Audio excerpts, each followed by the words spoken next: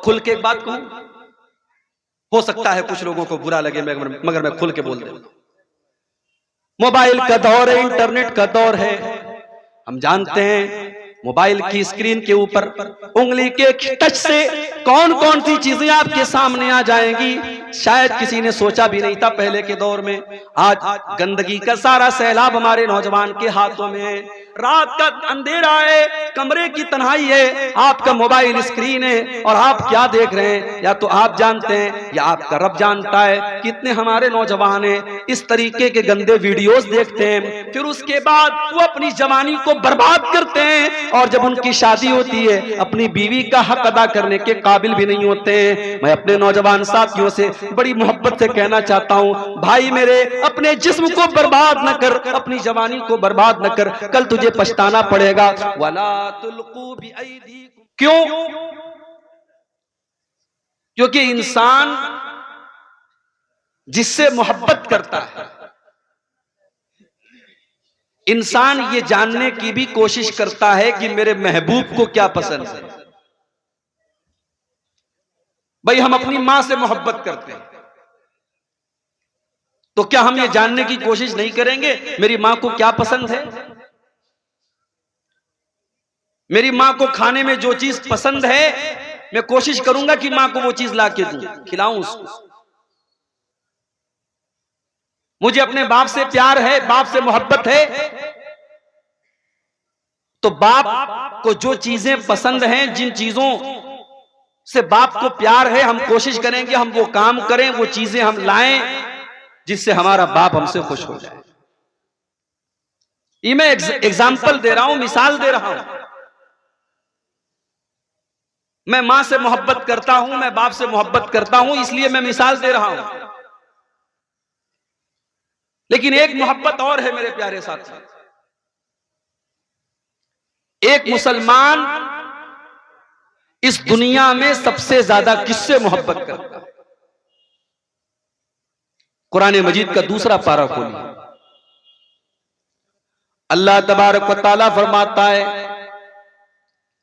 वमिनन नासि मन यत्तखिज़ु मिन दूनिल्लाहि अंदादन युहिब्बूनहुम कहुब्बिल्लाह।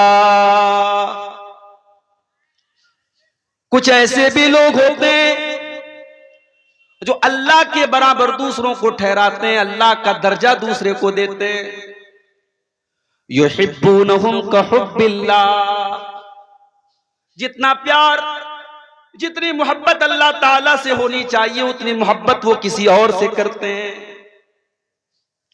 जैसे हमारे बहुत सारे मुसलमान भाई हैं, उनको मक्का मुकर्रमा से उतना प्यार नहीं है, वो अल्लाह के घर का तवाफ करने की उतनी तलब अपने दिल में नहीं रखते जितनी तड़प उनके अंदर अजमेर शरीफ जाने की होती है। शायद आपको हैरत हो रही है ऐसा कैसे हो सकता, मगर है ऐसा। आपके हिंदुस्तान में, आपके बिहार में ऐसे मुसलमान मौजूद हैं जो हर साल अजमेर शरीफ का 2 चक्कर लगाते हैं क्योंकि उनको ख्वाजा साहब से बहुत प्यार है, मगर आज तक उन्होंने हज नहीं किया, उम्रा नहीं किया, क्योंकि उनको यह लगता है कि ख्वाजा साहब उनका बेड़ा पार करा देंगे, उनको हज और उम्रा करने की जरूरत नहीं। वमिनन नासि मन यत्तखिज़ु मिन दूनिल्लाहि अंदादन युहिब्बूनहुम कहुब्बिल्लाह। अल्लाह तबारक व तआला फरमाता है कि कुछ ऐसे भी बदनसीब लोग हैं जो अल्लाह ताला से जितना प्यार करना चाहिए, जितनी मोहब्बत करनी चाहिए, उतनी मोहब्बत वो किसी और से करते हैं। किसी बाबा से करते हैं, किसी पीर से करते हैं, किसी फकीर से करते हैं, किसी पेड़ से करते हैं, किसी मूर्ति से करते हैं, किसी जानवर से करते हैं। वल्लज़ीना आमनू अशद्दु हुब्बन लिल्लाह। लेकिन जो मोमिन होते हैं, जो मुसलमान होते हैं, जो ईमान वाले होते हैं, वो सबसे ज्यादा अगर किसी से प्यार करते हैं, सबसे ज्यादा अगर किसी से मोहब्बत करते हैं तो अल्लाह ताला से करते हैं। अल्लाह से बढ़ के कुछ नहीं है। एक मोमिन, एक मुसलमान सबसे ज्यादा अगर मोहब्बत करता है तो अल्लाह से करता है।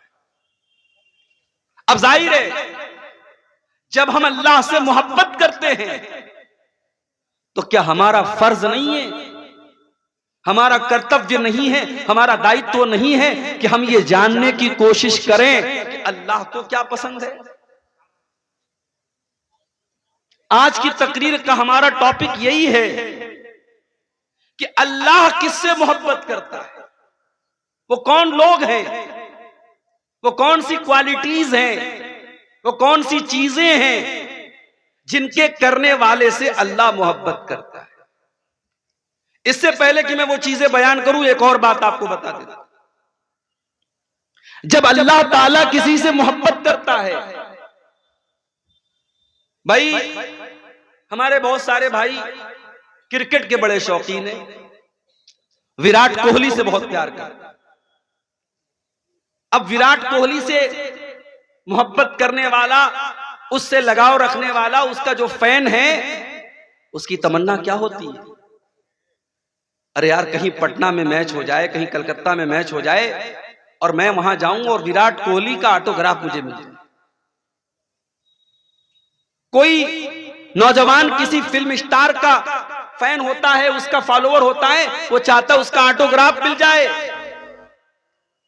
मेरे प्यारे साथियों, जब एक बंदा, एक मुसलमान बंदा सबसे ज्यादा मोहब्बत अल्लाह ताला से करता है, उसके दिल की तमन्ना क्या होती है, उसके दिल की आरज़ू क्या होती है कि अल्लाह ताला भी उससे मोहब्बत करे, उससे प्यार करे। अल्लाह के नबी फरमाते हैं, सही मुस्लिम की रिवायत है, जब अल्लाह ताला किसी बंदे से प्यार करता है, जब अल्लाह ताला किसी बंदे से मोहब्बत करता है, अल्लाह ताला जिब्रील को बुलाता है और कहता है, या जिब्रील इन्नी उहिब्बु फुलानन फअहिब्बहु। ऐ जिब्रील, मैं अपने फला बंदे से मोहब्बत करता हूं, मैं अपने फला बंदे से प्यार करता हूं। ऐ जिब्रील, तुम भी उससे प्यार करो, तुम भी उससे मोहब्बत करो। जिब्रील कौन है? जिब्रील फरिश्तों के सरदार हैं। हजरत जिब्रील अलैहिस्सलाम सारे फरिश्तों को इकट्ठा करते हैं और कहते हैं, या अहलस समा, ऐ आसमान के फरिश्तों, अल्लाह तबारक व तआला अपने फला बंदे से प्यार करता है, अपने फला बंदे से मोहब्बत करता है, फअहिब्बूहु, तो तुम भी उससे मोहब्बत करो। अब आसमान के सारे फरिश्ते भी उससे मोहब्बत करने लगते हैं। सुम्मा यूज़अ लहुल क़बूल फिल अर्ज़ि, फिर अल्लाह के नबी फरमाते हैं, फिर अल्लाह ताला उस बंदे की मोहब्बत जमीन के अंदर डाल देता है। जमीन के अंदर जितने नेक लोग होते हैं, जितने अच्छे लोग होते हैं, जितने मोमिन लोग होते हैं, वो भी उससे मोहब्बत करने लगते हैं। ये है अल्लाह की मोहब्बत का बदला। अल्लाह जिससे मोहब्बत करता है वो फरिश्तों का भी महबूब हो जाता है और वो जमीन के इंसानों का भी महबूब हो जाता है और जमीन वाले उससे प्यार करने लगते हैं। और इसका जब अपोजिट होता है, जब अल्लाह ताला किसी बंदे से नफरत करता है, अल्लाह जिब्रील को बुलाता है और कहता है, या जिब्रील इन्नी उबगिदु फुलानन, ऐ जिब्रील, मैं अपने फला बंदे से नफरत करता हूं, तुम भी उससे नफरत करो। जिब्रील अलैहिस्सलाम भी उससे नफरत करने लगते हैं। फिर जिब्रील अलैहिस्सलाम सारे फरिश्तों को बुलाते हैं और सारे फरिश्तों से कहते हैं, या अहलस समा, ऐ आसमान के फरिश्तों, अल्लाह ताला अपने फला बंदे से नफरत करता है, तुम भी उससे नफरत करो। आसमान के सारे फरिश्ते भी उससे नफरत करने लगते हैं। सुम्मा यूज़अ लहुल बग़ज़ाउ फिल अर्ज़ि, फिर उसके बाद जमीन के अंदर भी उस इंसान की नफरत डाल दी जाती है। यह है अल्लाह की मोहब्बत का बदला। इसीलिए अल्लाह ताला सूरह मरियम के अंदर फरमाता है, इन्नल्लज़ीना आमनू व अमिलुस्सालिहाति सयजअलु लहुमुर रहमानु वुद्दा। जो ईमान वाले होते हैं, जो नेक अमल करने वाले होते हैं, अल्लाह ताला उनकी मोहब्बत लोगों के दिलों में डाल देता है। ईमान वालों की मोहब्बत अल्लाह ताला लोगों के दिलों में डाल देता है। मेरे प्यारे साथियों, अभी आज आपके कटिहार की एक बहुत बड़ी इल्मी शख्सियत का इंतकाल हुआ।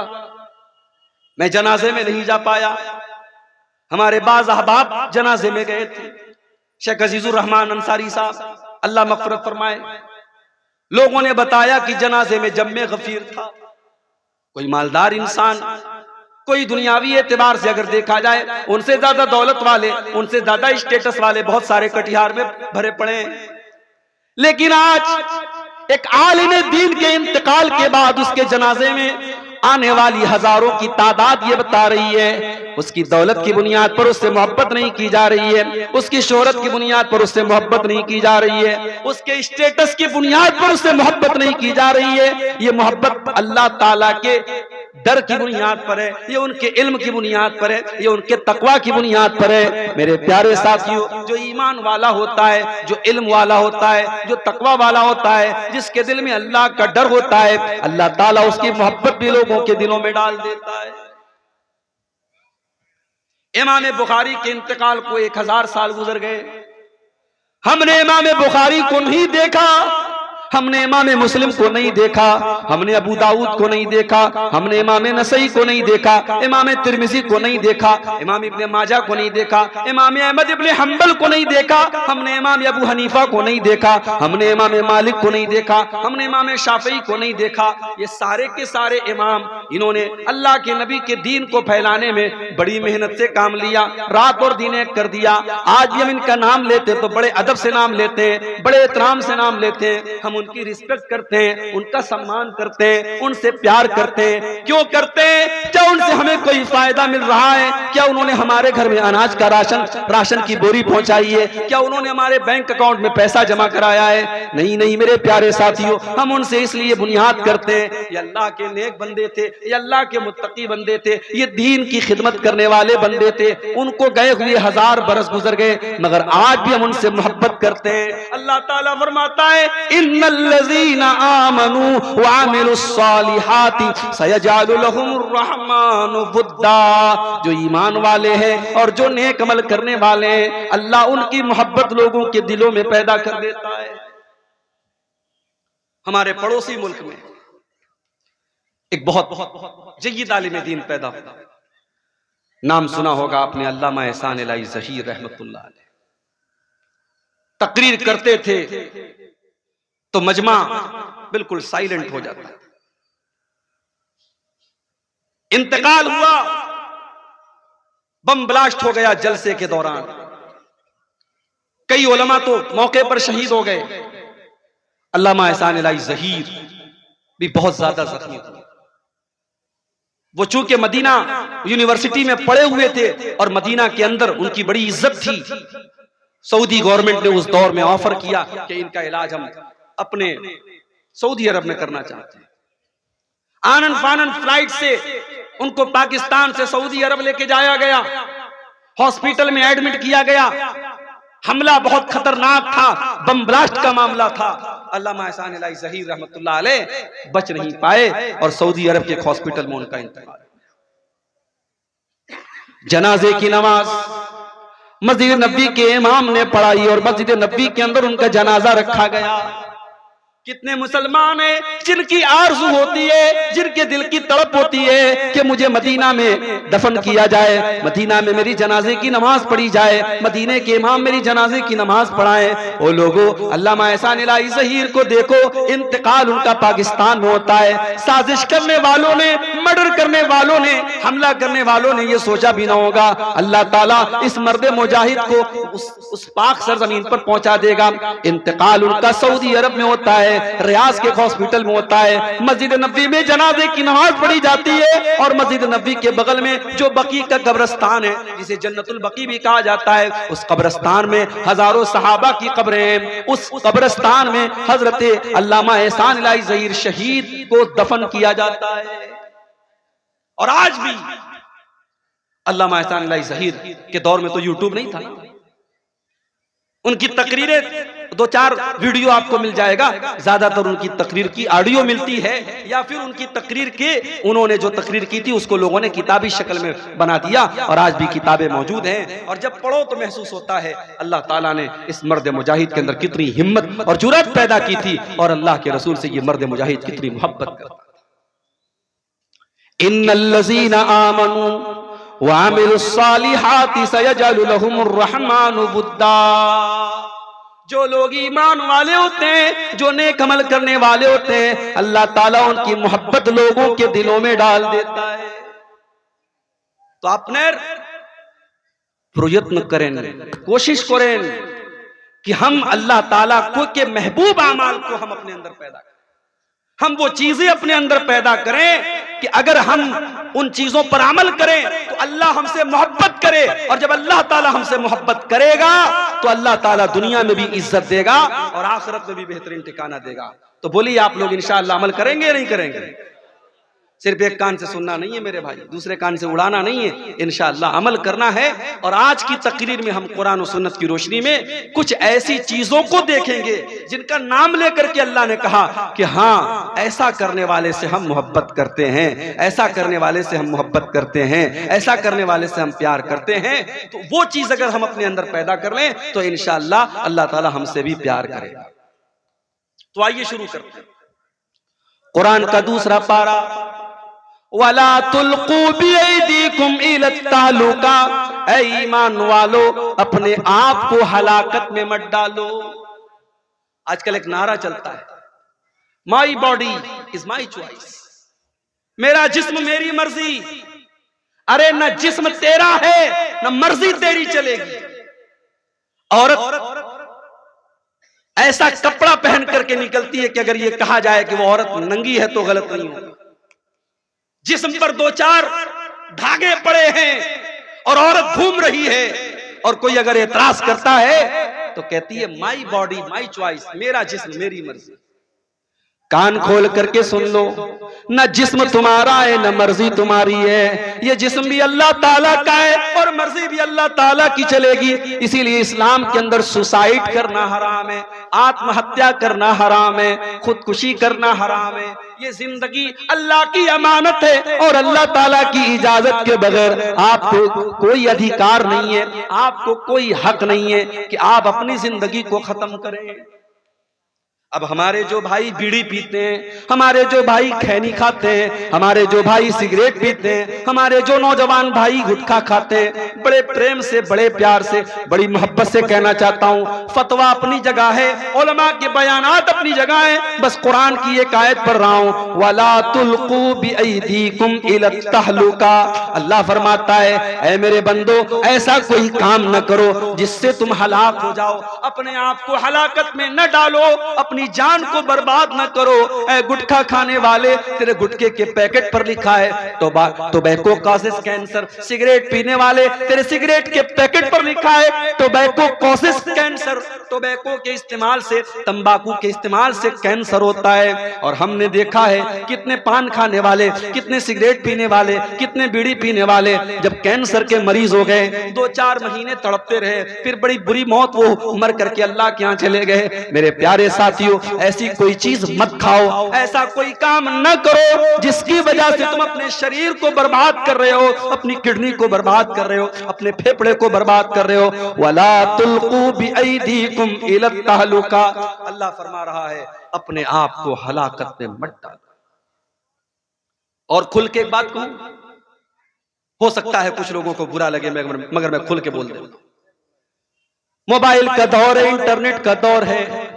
हम जानते हैं मोबाइल की स्क्रीन के ऊपर उंगली के टच से कौन कौन सी चीजें आपके सामने आ जाएंगी, शायद किसी ने सोचा भी नहीं था पहले के दौर में। आज गंदगी का सारा सैलाब हमारे नौजवान के हाथों में है। रात का अंधेरा है, कमरे की तन्हाई है, आपका मोबाइल स्क्रीन है और आप क्या देख रहे हैं या तो आप जानते हैं या आपका रब जानता है। कितने हमारे नौजवान हैं इस तरीके के गंदे वीडियोस देखते हैं, फिर उसके बाद वो अपनी जवानी को बर्बाद करते हैं और जब उनकी शादी होती है अपनी बीवी का हक अदा करने के काबिल भी नहीं होते हैं। मैं अपने नौजवान साथियों से बड़ी मोहब्बत से कहना चाहता हूँ, भाई मेरे, अपने जिस्म को बर्बाद न कर, अपनी जवानी को बर्बाद न कर, कल तुझे पछताना पड़ेगा। वला तुल्कू बिअयदीकुम इला तहलुका, अपने आप को हलाकत में न डालो। कोई ऐसा काम न करो जिसकी वजह से तुम हलाक हो जाओ, तुम्हारी आंखें बर्बाद हो जाएं, तुम्हारा जिस्म बर्बाद हो जाए, तुम्हारी जवानी बर्बाद हो जाए, तुम्हारी इज्जत बर्बाद हो जाए। अपनी बहनों से भी कहना चाहूंगा, मोबाइल इस्तेमाल करो, मैं मना नहीं करता, सोशल मीडिया का इस्तेमाल करो, मैं मना नहीं करता, मगर हराम क्या है, हलाल क्या है, जायज क्या है, नाजायज क्या है, सही क्या है, गलत क्या है,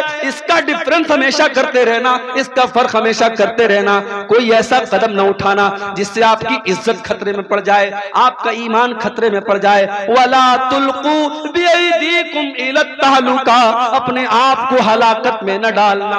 और आगे अल्लाह क्या फरमाता है, व अहसिनू इन्नल्लाह युहिब्बुल मुहसिनीन। और ऐ मेरे बंदो, एहसान किया करो। अल्लाह ताला को एहसान करने वालों से प्यार है। अल्लाह एहसान करने वालों से प्यार करता है, एहसान करने वालों से मोहब्बत करता है। अब ये एहसान क्या चीज है, नोट कर लो मेरी बात। शरीयत में एहसान 3 चीजों को बोलते हैं। एहसान का पहला मतलब, मैं नमाज पढ़ रहा हूं। अब नमाज पढ़ने का 2 मकसद हो सकता है। एक मकसद तो ये हो सकता है, मैं इसलिए नमाज पढ़ रहा हूं कि गांव के लोग ये ना कहे कि बेनमाजी है। मैं नमाज पढ़ रहा हूं इसलिए पढ़ रहा हूं कि मेरा बाप ये ना बोले कि मैं बेनमाजी हूं। मैं नमाज पढ़ रहा हूं इसलिए पढ़ रहा हूं कि गांव वाले बोले कि ये बड़ा मुत्तकी आदमी है, बड़ा नेक आदमी है। एक मकसद तो ये हो सकता है। और एक मकसद ये होता है, मैं नमाज इसलिए पढ़ रहा हूं कि 5 टाइम की नमाज मेरे ऊपर अल्लाह ने फर्ज करार दी है। अगर मैं नमाज नहीं पढ़ूंगा, अल्लाह क्या मुझे जवाब देना पड़ेगा, अल्लाह क्या अजाब मिलेगा। अल्लाह की सजा के डर से और अल्लाह को राजी करने के लिए मैं नमाज पढ़ रहा हूं। मेरे प्यारे साथियों, एहसान यही है कि आप जो भी काम करें, जो भी नेकी करें, मकसद लोगों को दिखाना ना हो, मकसद पब्लिक को दिखाना ना हो, मकसद अल्लाह ताला को राजी करना हो। इसीलिए अल्लाह के नबी एहसान का मतलब बयान करते हुए फरमाते हैं, अंताबुदल्लाह कान्नका तरा। एहसान ये है कि तुम अल्लाह की इबादत जब करो तो ये सोच करके करो कि तुम अल्लाह को देख रहे हो। फ़इल्लम तकुन तरा, और अगर तुम ये सोच नहीं सकते कि तुम अल्लाह को देख रहे हो, फ़इन्नहु यराका, तो तुम ये सोच करके नमाज पढ़ो, तुम ये सोच करके इबादत करो कि अल्लाह ताला मुझको देख रहा है। मेरे प्यारे साथियों, ये एहसास अगर आपके अंदर है, इसी का नाम एहसान है। आज कौन अल्लाह से डरता है?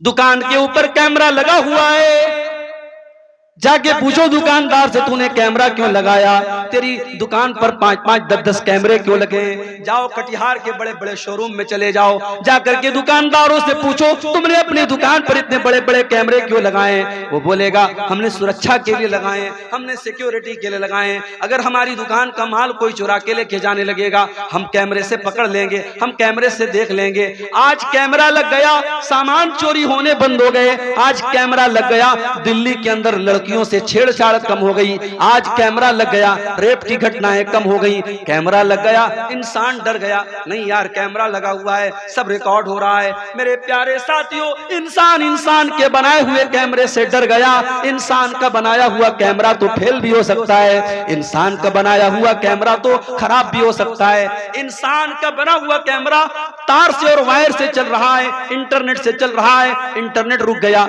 वायर कट गया, तार कट गया, लाइट ऑफ हो गई, कैमरे ने काम करना बंद कर दिया। मेरे प्यारे साथियों, एक कैमरा अल्लाह ताला ने भी हमारे और आपके ऊपर लगाया है, और ये कैमरा लाइट से नहीं चलता, ये कैमरा बैटरी से नहीं चलता, ये कैमरा इन्वर्टर से नहीं चलता, ये अल्लाह ताला की कुदरत से चलता है, और ये कैमरा कभी बंद होने वाला नहीं है। व इन्ना अलैकुम लहाफिज़ीन किरामन कातिबीन यालमूना मा तफअलून। मेरे बंदो, हमने तुम्हारे अमाल को रिकॉर्ड करने के लिए, हमने तुम्हारी हरकतों को नोट करने के लिए, हमने किरामन कातिबीन को मुकर्रर कर दिया है, जो तुम्हारी एक एक एक्टिविटी को, एक एक अमल को रिकॉर्ड कर रहे हैं। तुम जो भी कर रहे हो सब लिखा जा रहा है, तुम मेरे फरिश्तों से कुछ छुपा नहीं सकते। आप जलसे में गए थे, सामने कोई खूबसूरत लड़की आ रही थी, आप माशाल्लाह कुर्ता पैजामा भी पहने हुए थे, आपने सर पे टोपी भी लगाई थी। आपने सोचा कि डायरेक्ट अगर लड़की को देखूंगा गांव वाले सोचेंगे बड़ा बेहुदा आदमी है, बड़ा बदतमीज आदमी है। आपने नजरें कहीं और कर दी, निशाना कहीं और कर दिया, आपकी निगाहें कहीं और हैं, निशाना कहीं और है, कोई दूसरा आदमी देखने वाला नहीं है। अल्लाह फरमाता है, यालमु खाइनतल आयुनि व मा तुख्फिस सुदूर। अल्लाह तो वो है जो तुम्हारी आंखों की चोरी को भी जानता है। जब तुम्हारी आंखें इधर उधर चक्कर लगाती हैं, तुम्हारे आंखें कहीं होती है, निशाना कहीं होता है। वमा तुख्फिस सुदूर, अल्लाह तो वो है जो तुम्हारे दिल के अंदर छुपे हुए राज और भेद को भी जानता है। उससे बच के कहां जाओगे मेरे भाई? उसका कैमरा तो कभी बंद नहीं होगा। और कल कयामत का दिन जब आएगा और हम और आप अल्लाह के पास जाएंगे, हमारी जिंदगी भर के कैमरे की रिकॉर्डिंग हमारे सामने रख दी जाएगी। ववुज़िअल किताब, तुम्हारी जिंदगी भर की किताब, तुम्हारा नाम आमाल, तुम्हारा सारा कच्चा चिट्ठा तुम्हारे सामने रख दिया जाएगा। फतरल मुजरिमीना मुशफिकीना मिम्मा फीही व यक़ूलूना या वैलतना मा लिहाज़ल किताबि ला युगादिरु सगीरतन वला कबीरतन इल्ला अहसाहा। और बंदा कहेगा अल्लाह ये कैसी किताब है, ये कैसा रजिस्टर है, ये कैसा नाम आमाल है, इसके अंदर कोई छोटा से छोटा और बड़ा से बड़ा कोई अमल ऐसा नहीं है जो इसके अंदर रिकॉर्ड न किया गया हो। हमारे ये यूट्यूबर लोग बैठे माशाअल्लाह, हम और आप सोचते हैं यार कितनी खिदमत कर रहे हैं, दूर दूर से पूर्णिया से कहां से आते हैं, जलसे में कितनी मेहनत कर रहे हैं, मगर आज भी इतना मना करने के बावजूद और इतना बोलने के बावजूद कई चैनल वाले ऐसे हैं, तकरीर मैं कर रहा हूं, कोई और बात कर रहा हूं और वो उस पर हेडिंग कुछ और लगा रहे हैं। फलस्तीन में जो वाकयात हो रहे हैं, मैंने एक तकरीर में थोड़ा सा जिक्र किया, इन्होंने मिर्च मसाला लगा के हेडिंग लगा दी, इसराइल के खिलाफ बोले मौलाना। अब इंडिया टीवी वाले ने कल चला दिया मेरा भी वीडियो। अब भाई मीडिया वाला तो तलाश करता है ना यूट्यूब पर, आपकी भड़काऊ हेडिंग ने जलती में तेल का काम, जो बात मैंने बोली नहीं उसका भी जिम्मेदार मुझे करार दे दिया। क्यों ऐसा काम करते हो मेरे भाई? ऐसी गंदी गंदी तस्वीरें मेरे फोटो के साथ लगा करके हेडिंग लगा दी, कुंवारे लोग ना देखे इसको, शादीशुदा लोग देखे। अब आदमी सोचा यार पता नहीं मौलाना ने ऐसी कौन सी बात बयान की। इस तरीके की उल्टी सीधी हेडिंग और थंबनेल लगा करके आज ये चैनल वाले 4 पैसे कमा तो लेंगे मेरे भाई, मगर कल अल्लाह क्या जवाब देना पड़ेगा। तूने एक आलिम की इज्जत, एक मुकर्रिर और एक तकरीर करने वाले खतीब की इज्जत पर तूने बट्टा लगाने की कोशिश की है और तूने पैसे के लिए तू इस हद तक गिर गया, अल्लाह क्या जवाब देना पड़ेगा मेरे प्यारे साथियों। कल कयामत के दिन हम सब की जिंदगी का नाम आमाल और हमारा कच्चा चिट्ठा और हमारी पूरी वीडियो फाइल, हमारी पूरी वीडियो रिकॉर्डिंग, हमारी जिंदगी की एक एक्टिविटी हमारे सामने रख दी जाए।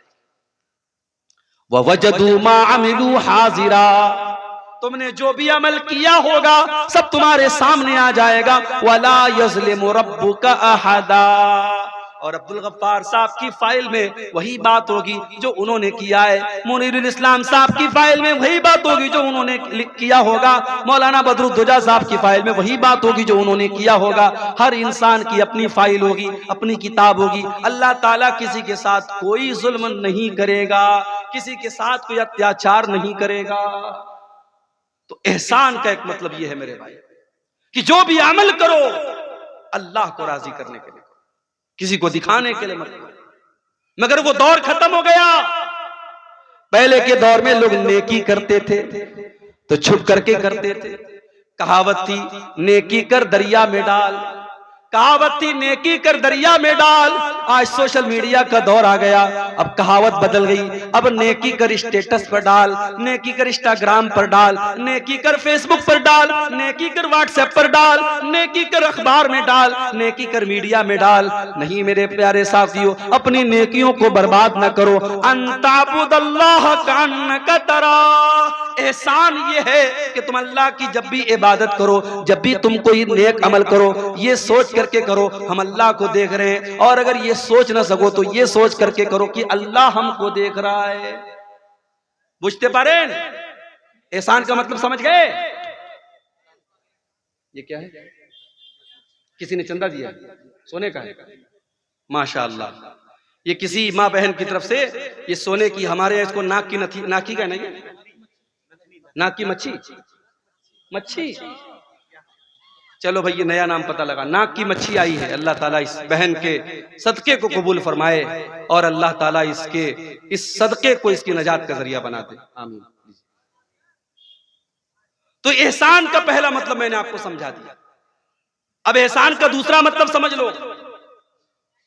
इतना समझा के कोई नहीं बोलेगा भाई, मैं एक एक बात बीच बीच में बंगला में भी समझाऊंगा, थोड़ा आपको हंसाऊंगा भी इंशाअल्लाह। एहसान का दूसरा मतलब, जो काम करो परफेक्ट करो। अल्लाह के नबी को वो काम पसंद था काना इज़ा अमिल अमलन युतकिनुहु, अल्लाह के प्यारे नबी जब भी कोई काम करते थे परफेक्ट करते थे। काम जब भी करो सही करो। अगर आप नमाज पढ़ते हैं, हमारे बहुत सारे भाई जब नमाज पढ़ते हैं उनको ये भी पता नहीं कि हाथ कहाँ बांधना है, कोई नीचे बांध रहा है, कोई बिल्कुल ऊपर बांध रहा है, कोई पेट पर बांध रहा है। भाई साहब, न पेट पर हाथ बांधना सुन्नत है, न नाफ के नीचे सुन्नत है, न बिल्कुल ऊपर सुन्नत है। सीने पर हाथ बांधना है।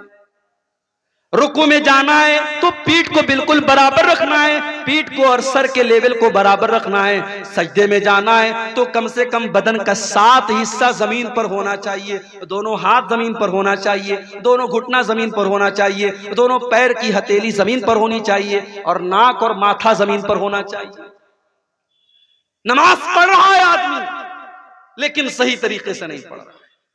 एहसान ये है आप जब भी नमाज पढ़े सही तरीके से पढ़े। अल्लाह के नबी ने देखा एक आदमी नमाज पढ़ रहा है, बहुत जल्दी जल्दी पढ़ रहा है, फटाफट पढ़ रहा है। आपने जब उसने सलाम फेर लिया, उसने आकर के अल्लाह के नबी को सलाम किया, आपने सलाम का जवाब दिया और आपने फरमाया इरजे फसल्ली फइन्नका लम तुसल्ली, ऐ मेरे भाई जाओ तुम फिर से नमाज पढ़ो, तुमने नमाज नहीं पढ़ी। सहाबी फिर गए, फिर से नमाज पढ़ी, फिर आकर के सलाम किया, आपने सलाम का जवाब दिया, आपने कहा तुम जा करके फिर से नमाज पढ़ो, तुमने नमाज नहीं पढ़ी। 3 बार ऐसा हो गया। सहाबी बोले अल्लाह के नबी मैं तो अपनी तरफ से अच्छी नमाज पढ़ रहा हूँ, मुझे नहीं पता कि इससे अच्छी कैसे पढ़ी जाती है। आपने नमाज का तरीका बताया, आपने फरमाया जब तुम नमाज में खड़े हुआ करो इत्मीनान से खड़े हुआ करो, सुकून से खड़े हुआ करो, अल्लाहु अकबर कह करके हाथ बांधा करो, सूरह फातिहा पढ़ा करो, कोई सूरत मिला लिया करो, फिर जब रुकू में जाया करो इत्मीनान से रुकू किया करो, जब रुकू से उठा करो इत्मीनान से खड़े हो जाया करो,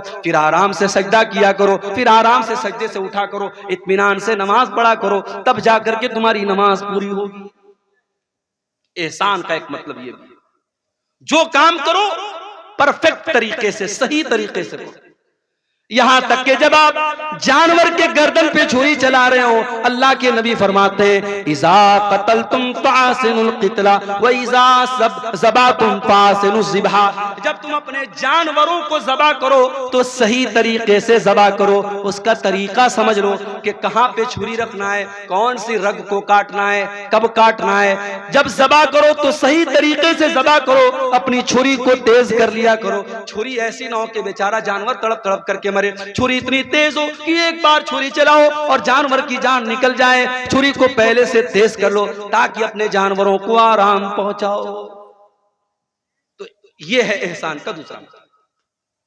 एहसान का तीसरा मतलब भलाई करना, अच्छा सलूक करना, अपनी जबान के जरिए अपने अमल के जरिए फायदा पहुंचाना, एहसान करना। और जब एहसान आप करेंगे तो सबसे पहले किसके साथ करेंगे? फरमाया व बिल वालिदैनि एहसाना, अपने माता पिता के साथ, अपने माँ बाप के साथ आपको एहसान करना है। मौलवी साहब मेरे बाप ने मेरे साथ बहुत गलत काम किया है, मेरे बाप ने जायदाद से मुझको बेदखल कर दिया है, 4 भाइयों को जायदाद में हिस्सा दिया और मौलवी साहब मेरे बाप ने मुझको जायदाद में हिस्सा नहीं दिया। आपके बाप ने गलत किया, ना इंसाफी की, जुल्म किया, आपके बाप की अल्लाह ताला के यहाँ पकड़ होगी, मगर फिर भी इस गलत करने के बावजूद आपकी जिम्मेदारी है व बिल वालिदैन एहसाना, आप अपनी जात से अपने माँ बाप को तकलीफ न पहुंचाना, जहां तक हो सके उनके साथ अच्छा सलूक करते रहना। बहुत मुश्किल काम है मगर करना है। रिश्तेदारों के साथ एहसान करना, पड़ोसियों के साथ एहसान करना, अपने आसपास के लोगों के साथ एहसान करना, हर मुसलमान के साथ एहसान करने की कोशिश करना। तो अल्लाह को एहसान करने वाले लोग बहुत पसंद है। आगे बढ़ते हैं। दूसरी चीज जो अल्लाह ताला को बहुत पसंद है, बला मन औफा बिअहदिही वत्तका, जो इंसान अपने वादे को पूरा करता है और अल्लाह से डरता है, मुत्तकी बन जाता है, तकवा वाला बन जाता है। वो कान खोल करके सुन ले, फ़इन्नल्लाह युहिब्बुल मुत्तकीन, अल्लाह ताला को तकवा वाले लोग बहुत पसंद है। तकवा किसको कहते हैं? तकवा का अर्थ क्या है? तकवा का मतलब क्या है? चलिए आपको बता देता हूं। तकवा का मतलब यह है कि मेरे और गुनाह के बीच में एक रुकावट आ जाए, एक आड़ आ जाए कि नहीं यार ये गुनाह का काम है, मैं नहीं करूं। हमारे और गुनाहों के बीच में एक रुकावट आ जाए, अल्लाह का डर आ जाए, अल्लाह का खौफ आ जाए।